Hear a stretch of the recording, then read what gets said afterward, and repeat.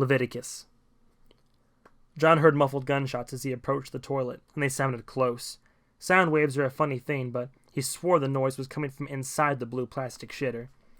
He reached the door and was about to yank it open when he had second thoughts. Wait, if they were dudes with guns at the other end of the door or portal or wormhole, could they shoot through it? Was that what he heard? If he opened it, would a hail of bullets fly out? Would a dude with a machine gun spring out at him? Or had some soldier or cop been taking a shit when Dave burst in, so now the two of them were having a gunfight, pressed chest to chest in the tiny booth?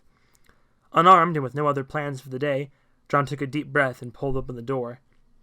Filthy, chemical toilet. A crumpled bag of Doritos on the plastic floor. Empty toilet paper roll. John climbed inside, closed the door. Nothing happened. You could feel when the doors worked. There was a change in the air, and a slight smell like the gas that comes out of an aerosol can's whipped cream before the cream comes out. When he opened the door, he was unsurprised to find it was just the field again. He tried it 10 more times. Finally, he gave up and stepped out of the booth, and noticed something for the first time. Blood. Splattered on the inside of the door. Blood. And bits of pink something. Brains. That he couldn't identify. In that instant, the whole sequence suddenly made sense. John sat down in the cornfield and tried to think of a dozen ways to talk himself out of it. The same rationalization, the exact same, that was running through the heads of dozens and dozens of people inside those army barriers up ahead. The families of those firemen, and the friends and co-workers of that reporter, and all the other people who had died in an instant when everything went to shit. Death was something that happened to other people. Strangers, extras in the background. We don't die. They die. John lit a cigarette. He finished it. He climbed on board the dirt bike and said, out loud, "All those fuckers are going to pay." 30 minutes earlier. A half hour earlier, while Dave and John were still trudging across the cornfield after having emerged from the water tower porta-potty, Amy was finding it hard to breathe. Everybody on the bus was restless and nervous, bottled up in there with each other, cut off from the outside world. The phones were dead. Traffic had stopped. Cars in front, cars behind. She was sick with worry, and she had to pee so bad she didn't know if she could actually make it through the process of standing, walking to the back, and sitting down again on a toilet. The bus driver got up and announced that he had gotten word over the radio that the highway had been shut down for the rest of the day, maybe the next, due to a chemical spill. The two guys in the seats across the aisle scoffed. They really wanted it to be zombies. The driver said there was a shopping center ahead, that traffic was being diverted there, and that once there the passengers would have the option of arranging for other transportation, or reboarding the bus and taking it back for the stops in reverse order. All Amy knew was that there were stores at the shopping center, and that those stores had bathrooms. After that, it would just be a matter of finding another route into town. If she had to walk, she'd walk. She hadn't brought walking shoes, but it wasn't that far. She'd show up at Dave's front door with cupcakes and show him the blisters on her feet, and he'd give her a hug and try to peel clothes off of her. Then they'd sit on his porch in the autumn chill and eat cupcakes and drink some of that amazing coffee from that Cuban place they talk about, whatever the situation was, and laugh about the internet dorks giddily whispering about zombies. The bus veered off onto the shoulder and rode up until the turn lane for the shopping center. As soon as it rolled to a stop, Amy shakily headed for the nearest doorway. She wasn't even paying attention to what store she walked into. She just knew that on her day's trip to the restroom, she passed a lot of televisions and cell phone kiosks and a gauntlet of muttering, worried people.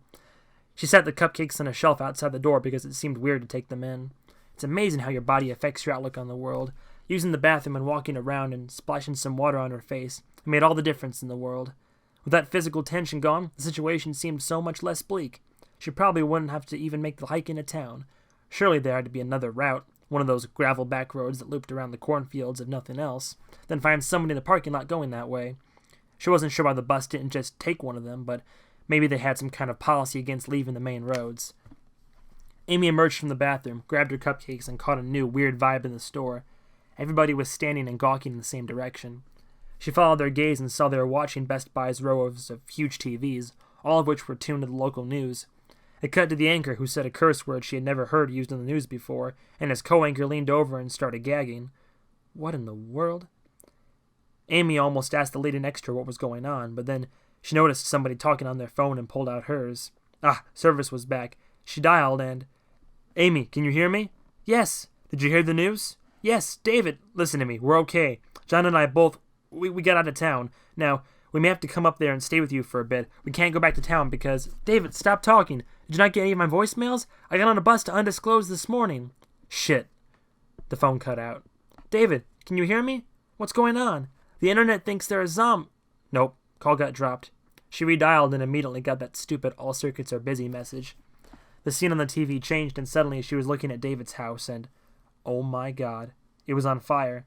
Why would that happen? Did David even know? She held up the phone, zoomed in on the TV screen, and snapped a shot of the burning house. Juggling the cupcake box so she could text with one hand, she sent David a simple message. What is happening? It said it was sent. Who knows if it actually got through. Meanwhile, the room around her was freaking out. People were murmuring and crying and arguing and cursing at their phones. Somebody rudely slammed into her from behind on the way to the door. She dropped the cupcake box, but it landed right side up, so she thought it was okay. She needed to find a chair. She needed to sit and breathe and wait to hear from David and focus on not crying. They sold office chairs over at the far side of the store, and there were people sitting in them, but something about the sight of the short, red-headed, fighting back tears made 3 different guys give up their seats at the same time. She took the one in the middle. She waited and waited. She tried to call. Circuit's busy. Wasn't as bad as she was making it out to be. Didn't David say they had made it out of town?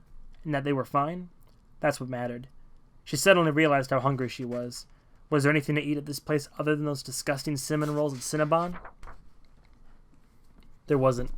10 minutes later, she sat at a table by the window, picking tiny bits off of an enormous sticky cinnamon roll and stared at people freaking out in the parking lot. She needed to keep an eye on the bus. It still had her suitcase on board, and she needed to make sure it didn't leave with her. With it.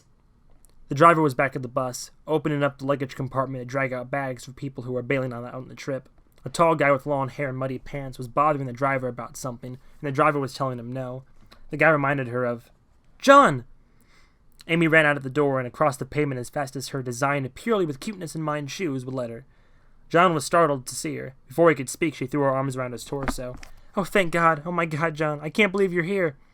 John still looked baffled and said, Yeah, I fell off, but, holy shit, Amy, I thought that... Anyway, it worked out, so great. Great. Oh, my God. Yeah, John said. We should head north, get as far away as we can, and just kind of regroup. Need a ride, though. I'm trying to get a spot on the bus, but apparently that's not allowed. John looked around.